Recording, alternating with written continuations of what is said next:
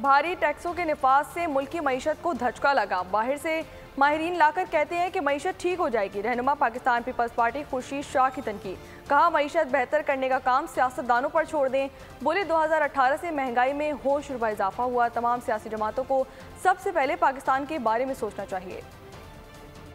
लोगों ने जो टैक्सेस लगे हैं इनसे बहुत से सेक्टर को बड़ी हिट हुई है, उनको नुकसान हुआ है और मैं समझता हूँ उससे पाकिस्तान की मैशत को और धचका लगा है। और ज्यादा बाहर से जो लोग आते हैं, जो कराची से बाहर नहीं निकलते, वो आते हैं, उनको क्या पता कि मैशत कहाँ से उठती है, कहाँ गायब होती है। सियासतदान को छोड़े कि ये पाकिस्तान की मैशत, जिनको ये नहीं पता है कि गाँव में जब वोट लेने जाता है वो हालात कैसे है, उनकी गुर्बत क्या है। जैसे ही 18 में एक हुकूमत आई, महंगाई में बहुत बड़ा खतरनाक जंप मारा। ये हम सबको सोचना चाहिए, जितनी भी पॉलिटिकल पार्टी है।